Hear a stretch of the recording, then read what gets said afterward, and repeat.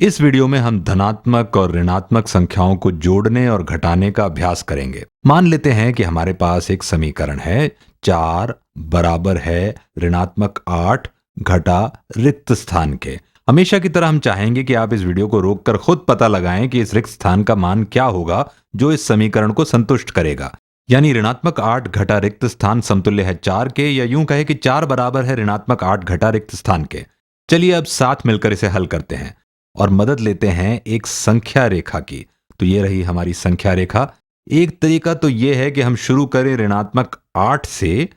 तो ये है ऋणात्मक 5, ऋणात्मक 6, ऋणात्मक 7 और ऋणात्मक 8। तो शुरू करते हैं ऋणात्मक 8 से और सोचते हैं कि हमें 4 कैसे प्राप्त होगा। पर 4 तो धनात्मक है। ये देखिए 1 2 3 4। तो 4 ठीक यहां पर है। अब देखते हैं कि हमें क्या करना होगा ऋणात्मक 8 से धनात्मक 4 तक जाने के लिए। हमें दाईं तरफ जाना होगा।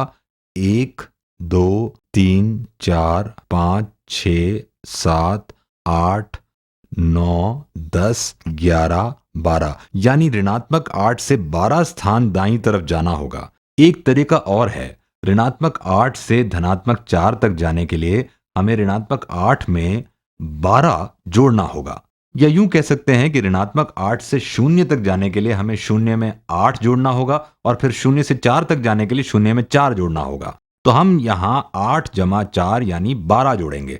तो ये हम कैसे कर सकते हैं? क्योंकि हमारा समीकरण तो कह रहा है ऋणात्मक 8 घटा रिक्त स्थान बराबर होगा 4 के, और जो भी संख्या हमें यहां मिलेगी यानी इस रिक्त स्थान पर, वो तुल्य होगी धनात्मक 12 के।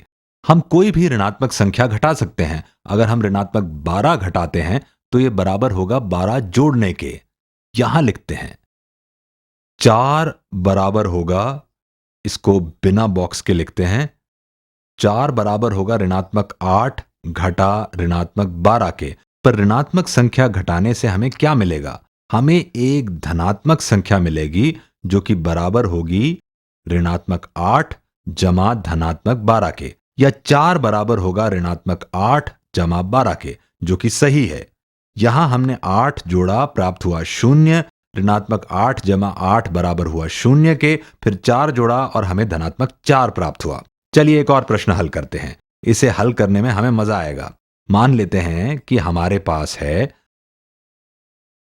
रिक्त स्थान घटा ऋणात्मक 2 बराबर होगा ऋणात्मक 7 के।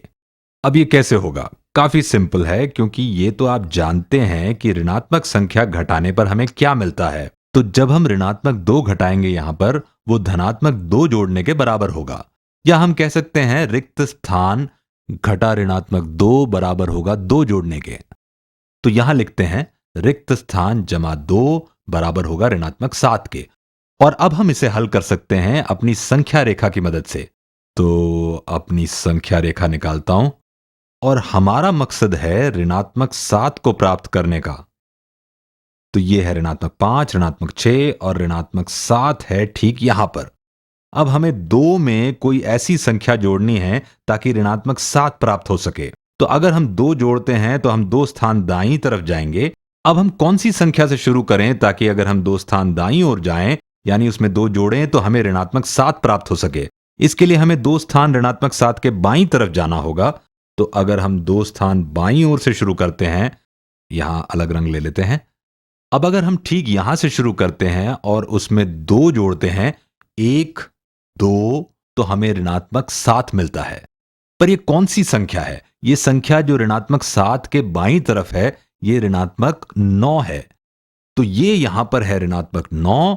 तो ऋणात्मक 9 जमा 2, अगर हम ऋणात्मक 9 से शुरू करते हैं और 2 स्थान दाईं तरफ जाते हैं, तो हमें ऋणात्मक 7 प्राप्त होता है।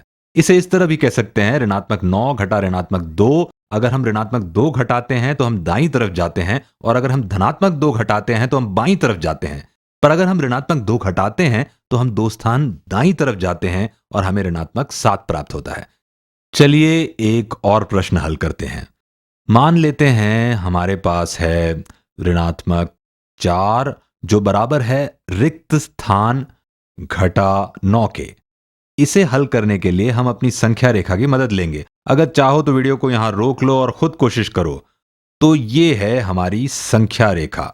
तो आइए शुरू करते हैं। अब हमें कोई ऐसी संख्या लेनी है जिसमें से 9 घटाने पर हमें ऋणात्मक 4 प्राप्त हो सके। तो ऋणात्मक 4 ठीक यहां होगा। अब यहां रिक्त स्थान घटा 9 है। अगर हम 9 घटाते हैं किसी संख्या से तो हमें 9 स्थान बाईं तरफ जाना होगा। इसे हल करने का एक और तरीका है, पर पहले रंग बदल लेते हैं। तो 9 घटाने का मतलब है 9 को बाईं तरफ ले जाना। 1, 2, 3, 4, 5, 6, 7, 8, 9। मतलब हम कोई ऐसी संख्या लेंगे जिसमें से 9 घटाने पर हमें ऋणात्मक 4 मिलेगा, -4। और वो संख्या होगी ये रिक्त स्थान। घटा 9 मतलब 9 स्थान बाईं तरफ जाना, जो बराबर होगा ऋणात्मक 4 के। तो हम कह सकते हैं कि वो संख्या 9 स्थान दाईं तरफ होगी ऋणात्मक 4 के। तो चलिए अब सोचते हैं कि वो संख्या कौन सी होगी। अब ये संख्या 9 स्थान दाईं तरफ होगी ऋणात्मक 4 से। 1, 2, 3, 4, 5, 6, 7, 8, 9। और ये तो धनात्मक 5 है, तो यहां 5 लिखते हैं। अब देखते हैं कि क्या ये सही है। तो धनात्मक 5 से शुरू करते हैं और इसमें से 9 घटाते हैं। 1, 2, 3, 4, 5, 6, 7, 8, 9। और 9 घटाने पर हमें ऋणात्मक 4 मिलता है। इसलिए ऋणात्मक 4 बराबर होगा 5 घटा 9 के।